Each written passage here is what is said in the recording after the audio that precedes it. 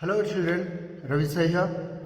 Welcome back to the 6th session of Literary Heritage of India, the 4th unit in the history section of your social science textbook for class 10.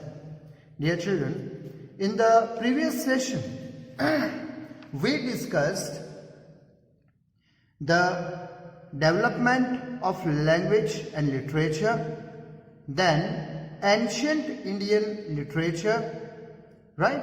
I hope you have understood these two topics thoroughly. Then, now we shall start with the third topic, that is medieval literature. Now you would say dear कि sir ये medieval literature और क्या है ये, right? अब बच्चों, let me explain it to you in the context of the various stages of history. बच्चों, देखा जाए तो हमारी हिस्ट्री को 3 भागों में बांटा जाता है, right? First one is called the ancient period, right? The ancient period यानी प्राचीन युग भी उसे कहा जाता है. उसके बाद का जो समय था उसे कहा गया मिडिवल. मिडिवल पीरियड, उसे मिडिवल पीरियड कहा गया. मिडिवल पीरियड यानी मध्य युग, मिडल एज भी आप कह सकते हो इसे, middle age. Ancient age, middle age, and then comes what? Modern age, right? Modern age उसे कहा जाता है. अब इस टॉपिक में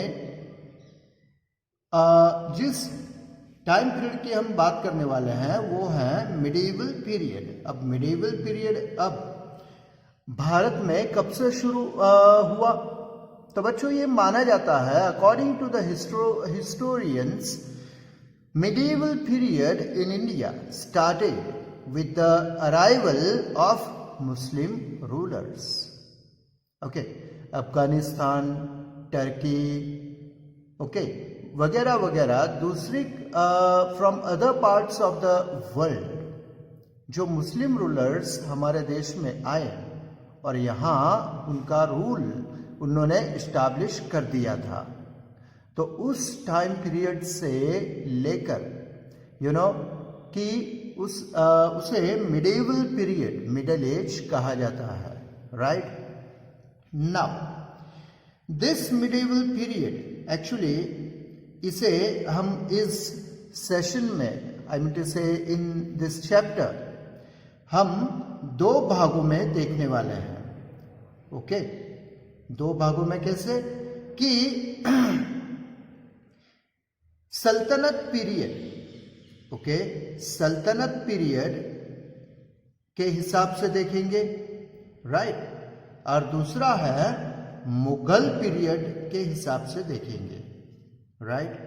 अब आप कहोगे कि फिर से ये सल्तनत पीरियड क्या है?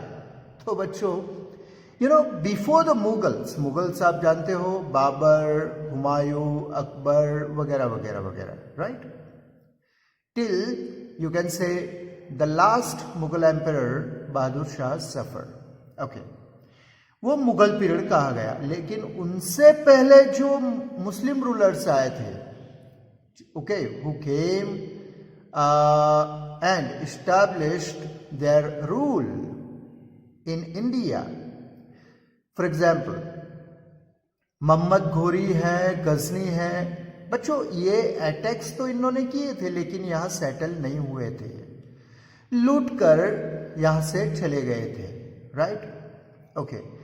लेकिन उनके बाद जो कुछ दूसरे भी आए थे, गुलाम डायनेस्टी जिन्हें कहा जाता है, गुलाम डायनेस्टी, राइट?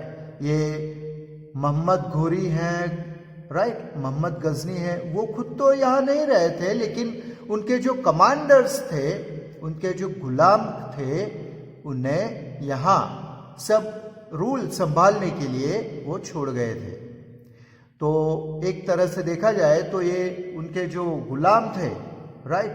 एडमिनिस्ट्रेटर्स, तो with the passage of time वो खुद यहाँ के किंग बन गए एंड दस उनकी डायनेस्टी शुरू हो गई, राइट, जिसे गुलाम डायनेस्टी भी कहा जाता है।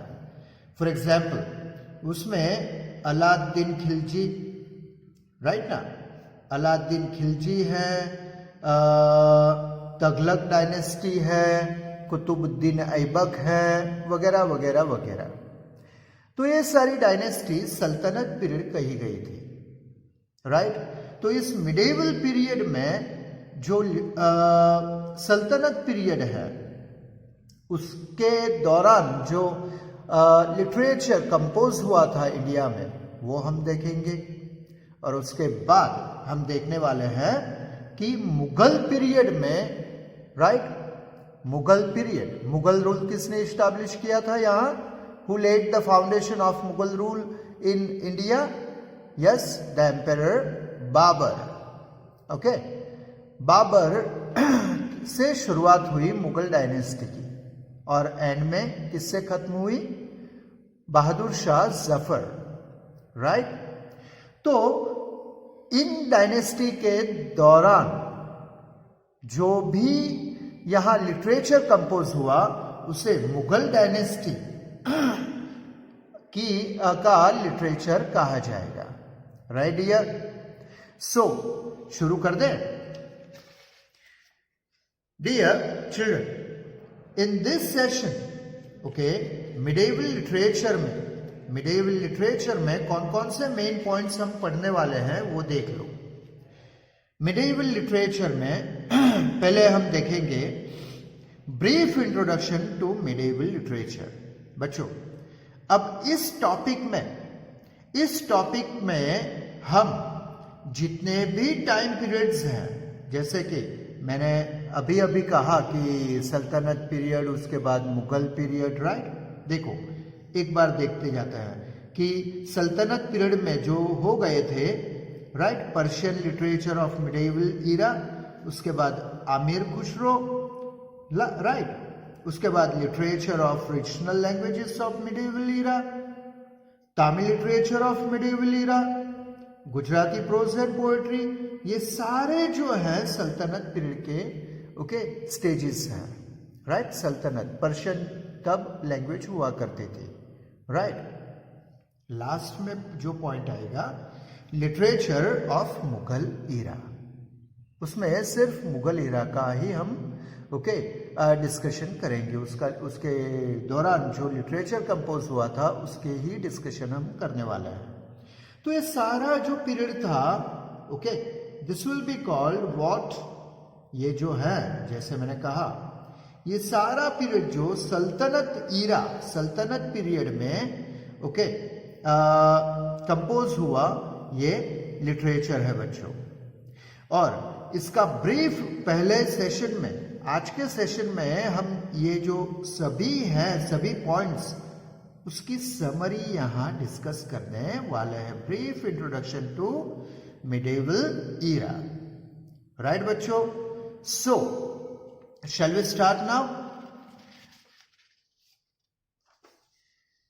So in this brief introduction to medieval literature, फिर से मैं कह रहा हूं बच्चों, ये किस टाइम पीरियड का लिटरेचर हम डिस्कस करने वाले हैं? Yes, it is the literature of Sultanat period, right.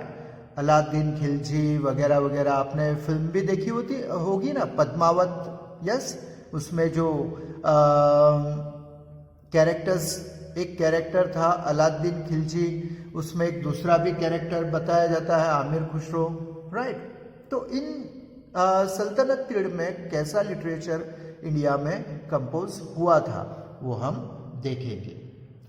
तो बच्चों, after the ancient age, okay, ancient age के बाद medieval age begin. Medieval age की शुरुआत कब हुई? यस, एंशिएंट एज के बाद, जैसे मैंने शुरुआत में आपको बताया। During this medieval period Sanskrit literature was composed in north India. North India में, राइट, नॉर्थ इंडिया में संस्कृत लिटरेचर अभी भी कंपोज हुआ था। ऐसा नहीं है कि उनके आने के बाद संस्कृत लिटरेचर कंप्लीटली लिखना बंद हो गया था, नहीं, कंपोज हुआ था। For example, in the beginning of medieval age के शुरुआत में सोमदेव कंपोज्ड कथा सरित सागर।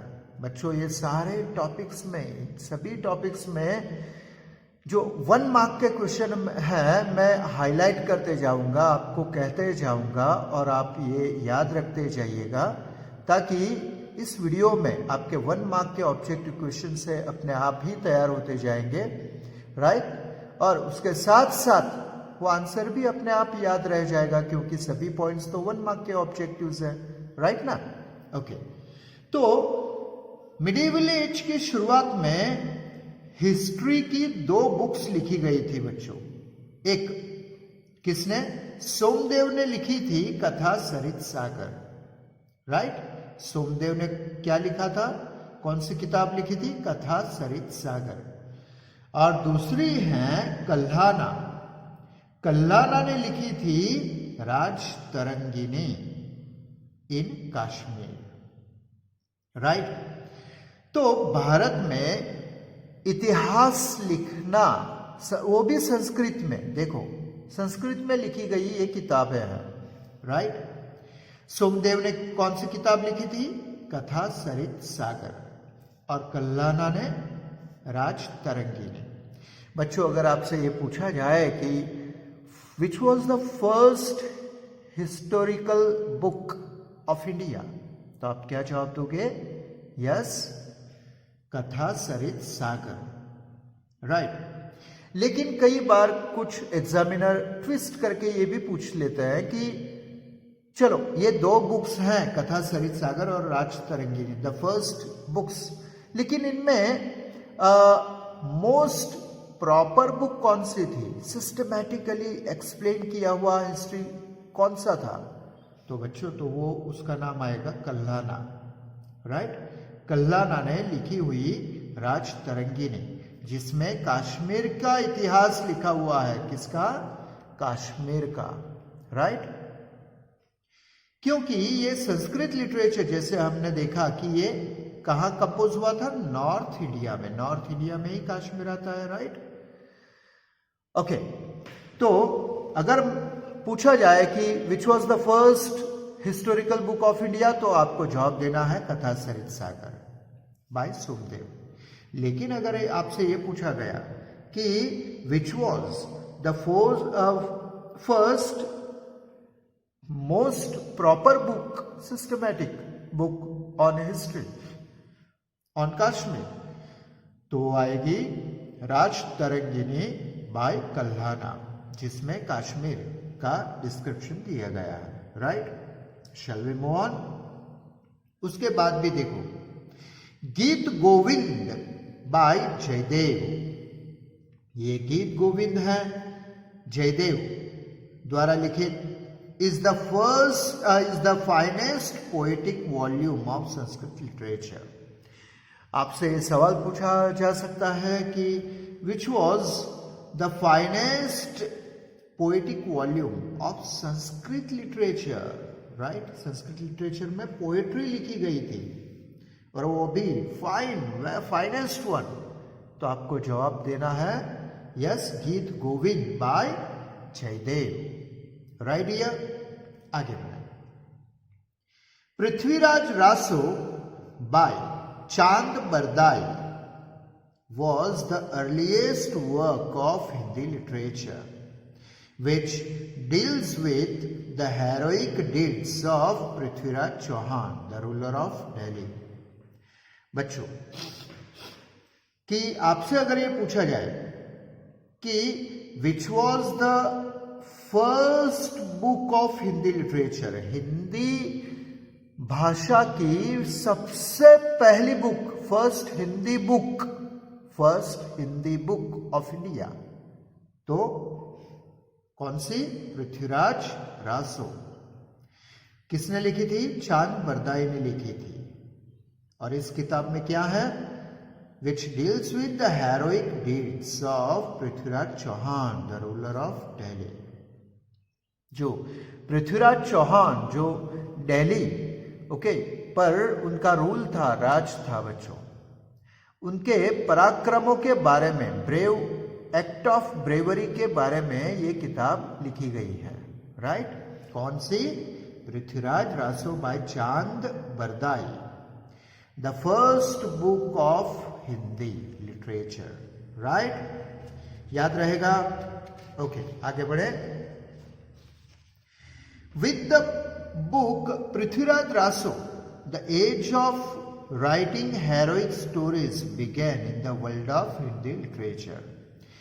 और पृथ्वीराज रासो के साथ ही जो किंग जो हुआ करते थे, राजा हुआ करते थे, उनके हेरोइक डीड्स लिखने का ट्रेडिशन शुरू हो गई. हिंदी लिटरेचर में हेरोइक वर्क्स लिखने की शुरुआत हो चुकी. आगे बढ़ते हैं. Bhashya and Vikramdev Charit by Shankaracharya. किसने लिखी थी? Shankaracharya. were the two most important works of medieval period. Shankaracharya ने कौन सी दो किताबें लिखी थी? यस, संस्कृत लिटरेचर की मिडिवल पीरियड में. एक तो भाष्य है और दूसरा विक्रमदेव चरित, राइट? आगे बढ़े. During the Sultanat period, right, जैसे मैंने कहा बच्चों, राइट, कि ब्रीफ इंट्रोडक्शन है, सभी पीरियड यहां आएंगे. During the Sultanat period many devotional songs were composed into forms of Hindi. Yes, devotional songs यानी बोलिए भजन वगैरह होते हैं ना, right? Devotional songs to God, तो वे हिंदी में लिखे गए थे. अब उस समय हिंदी के दो प्रकार थे बच्चों. You know, there were two types of Hindi. First was Khari Boli Hindi and second Braj भाषा हिंदी. अब आप कहोगे कि सर, ब्रज भाषा और खड़ी बोली हिंदी, इसमें क्या अंतर है, क्या डिफरेंस है? तो बच्चों, ब्रज भाषा है ज्यादातर वो संस्कृत के वर्ड्स पर ज्यादा फोकस करती है, राइट? और ये है खड़ी बोली हिंदी में कई बार पर्शियन वर्ड्स है, इंग्लिश वर्ड्स हैं, राइट ना? मॉडर्न जो दूसरी भाषाओं के भी जो वर्ड्स हैं फॉरेन लैंग्वेजेस के, वो भी खड़ी बोली हिंदी में आ जाते हैं. फॉर एग्जाम्पल मैं आपको बताता हूं कि अगर मैं कहूं ब्रज भाषा में, अगर मुझे कहना है तो मैं कहूंगा, मैं कब से आपकी प्रतीक्षा कर रहा हूं. मैं कब से आपकी प्रतीक्षा कर रहा हूं. तो खड़ी बोली हिंदी में यही सेंटेंस खड़ी बोली हिंदी में अगर कहा जाए तो क्या कहेंगे कि मैं कब से आपकी राह देख रहा हूं. देखिए, कब से आपकी प्रतीक्षा कर रहा हूं, कब से आपकी राह देख रहा हूं. राह पर्शियन वर्ड है बच्चों, राइट? तो खड़ी बोली हिंदी का बेस्ट एग्जाम्पल बच्चों, हमारी बॉलीवुड की फिल्में जो है उसकी हिंदी जो आप सुनते हो, दैट इज खड़ी बोली हिंदी. अमिताभ बच्चन जो केबीसी में बोलते हैं, यू नो, हिंदी का इस्तेमाल करते हैं, तो कौन सी हिंदी कही जाती है? खड़ी बोली हिंदी. कहते हैं ना, अफसोस गलत जवाब. अफसोस पर्शियन वर्ड है, गलत वो भी पर्शियन वर्ड है, राइट ना? तो और जवाब वो भी पर्शियन वर्ड है. तो बच्चों, ब्रज भाषा में अगर इसे कहें तो क्या कहेंगे कि अफसोस, खेद है, गलत जवाब यानी अयोग्य, राइट? अयोग्य उत्तर. ओके, जहां तक मेरी हिंदी कहती है बच्चों. Okay, I am not good at Hindi still, आगे बढ़े तो there were two forms of Hindi, one Khari Boli Hindi and Braj Hindi. आगे many heroic poems like Alha, Udal and Bisaldev Raso were composed in Rajasthani language. आपको ये पूछा जाएगा कि आल्हा, उदाल, बिसालदेव रासो किस भाषा में लिखे गए थे, तो वो राजस्थानी भाषा में लिखे गए थे बच्चों। ओके, और ये हेरोइक पोएम से आल्हा, उदाल, बिसालदेव रासो। मैं आपको याद करवाना चाहूंगा, अगर आपने पद्मावत देखी है बच्चों, तो पद्मावत में जो पद्मावती, रानी पद्मावती के हस्बैंड को, राजा रतन सिंह को छुड़वाने के लिए दो जो सोल्जर्स जाते हैं उनका नाम था आल्हा और उदाल, राइट। वे डोली में बैठकर जाते हैं, राइट ना। आगे बढ़े तो उनकी हेरोइक डीड्स की बातें इस राजस्थानी लैंग्वेज में है। राजस्थानी लैंग्वेज भी देखा जाए बच्चों एक तरह से it's a combination of to languages, one Gujarati plus Hindi. Gujarati और हिंदी का मिश्रण है, उसे हम कहते हैं राजस्थानी लैंग्वेज, राइट।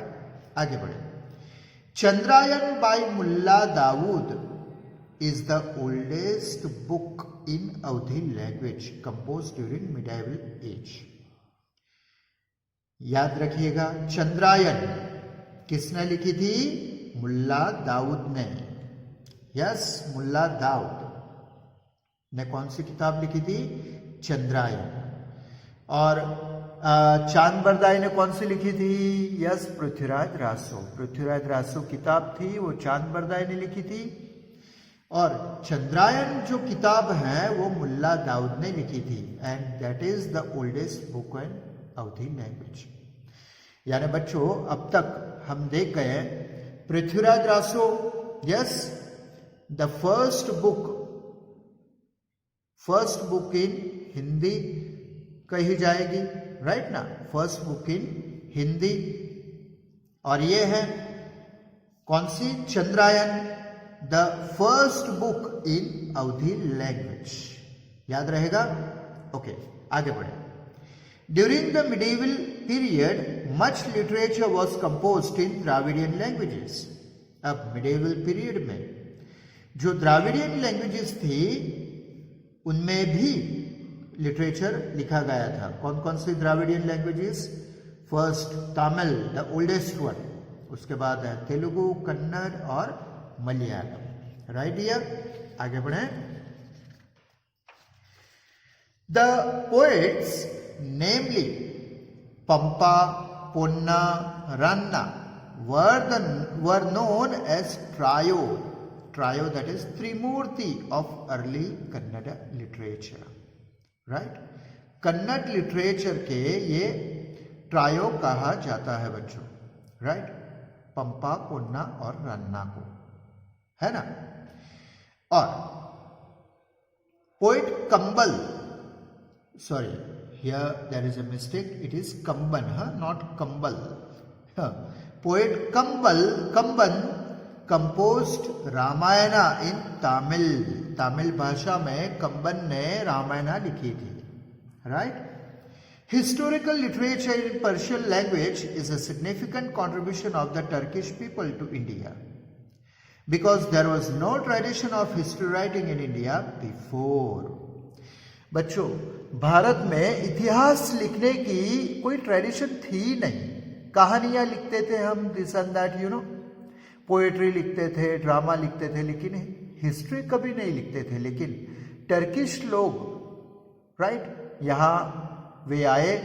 अब टर्किश लोगों में लिटरेचर ज़्यादातर हिस्टोरिकल लिटरेचर ज़्यादा वो कंपोज करते थे, और उनको देख देख कर यहाँ हिस्ट्री राइटिंग की शुरुआत हो गई थी, right. From Persian literature by Turkish people we get a description of Indian history after the detailed establishment of Sultanat rule at Delhi. जो टर्किश पीपल ने इंडिया की हिस्ट्री लिखी थी, भारत की इतिहास लिखा था बच्चों, सल्तनत पीरियड, सल्तनत रूल, दिल्ली में सल्तनत रूल का इस्टेब्लिशमेंट हुआ, अलाउद्दीन खिलजी, जैसे मैंने कहा बच्चों, खिलजी डायनेस्टी है, फिर आप कह लीजिए कि तुगलक डायनेस्टी है, गुलाम डायनेस्टी। तो उनके रूल के इस्टेब्लिशमेंट के बाद जो हिस्ट्री भारत की है वो टर्किश पीपल द्वारा जो लिखी गई किताबें हैं हिस्ट्री की, उसमें हमें देखने को, हमें जानने को मिलता है, भारत का इतिहास पता लगता है। उसके बाद Amir Khusrau was a great literature नहीं कहा जाएगा, हाँ बच्चों, इसे स्पेलिंग देखो आप। लिटरेचर मीन्स साहित्यकार, लिटरेचर लिखने वाले, उन्हें लिटरेचर कहते हैं। Amir Khusrau was a great literature, historian, mystic saint and musician of Sultanat period. अब सल्तनत पीरियड, में आमिर खुसरो का नाम टॉप पर आता है बच्चों। जितने भी साहित्यकार हो गए हैं, राइटर्स हो गए हैं सल्तनत पीरियड के, उसमें आमिर खुसरो का नाम सबसे आगे लिया जाता है। अब during the medieval age the regional rulers of many states like Gujarat, Maharashtra, Rajasthan, Bengal etcetera encouraged literature in regional languages. Regional languages यानी गुजरात की गुजराती, महाराष्ट्र की मराठी, राजस्थान की राजस्थानी, बंगाल की बंगाली, पंजाब की पंजाबी, वगैरह वगैरह वगैरह। अलग अलग भाषाओं में जो रीजनल लैंग्वेजेस उन्हें कहा जाता है, प्रादेशिक भाषाओं में साहित्य की रचना की गई थी, राइट। मैंने सेंट्स ऑफ भक्ति मार्ग के कई जो संत हो गए, लाइक कबीर, तुलसीदास, नरसिंह मेहता, मीराबाई, सेठ तुकाराम, नामदेव, एकनाथ, कंपोज ब्यूटीफुल भक्ति सॉन्ग्स इन रीजनल लैंग्वेजेस। तो ये जो अलग अलग राज्य के, अलग अलग प्रदेश के जो कवि थे, भक्ति कवि थे, राइट, उन्होंने कविताएं लिखी थी अपने प्रादेशिक भाषाओं में। ड्यूरिंग द मुगल ईरा, जैसे मैंने कहा लास्ट मिडिवल पीरियड का लास्ट फेज जो था उसे मुगल ईरा कहते हैं। तो during the Mughal era the Mughal emperors and their family members wrote an autobiography in Turkish language. जितने भी मुगल रूलर्स हो गए, बाबर, हुमायूं, अकबर, जहांगीर, शाहजहां, औरंगजेब, दारा शिको वगैरह वगैरह वगैरह, तो ये सारे उन्होंने बायोग्राफी या ऑटोबायोग्राफी लिखी गई थी टर्किश लैंग्वेज में। Mughal emperor Akbar had created a separate department for the translation of Ramayana, Mahabharata, Atharvaveda, Shrimad Bhagavad Gita and Panchatantra in Turkish language। जो मुगल एम्परर थे अकबर, उन्होंने तो पूरा एक अलग डिपार्टमेंट ही बना दिया था बच्चों, राइट। हमारे इंडिया के, भारत के जो एंशियंट बुक्स हैं, रामायण है, महाभारत है, अथर्ववेद है, श्रीमद् भगवद गीता है और पंचतंत्र, ये सारी किताबें कौन सी भाषा में थी?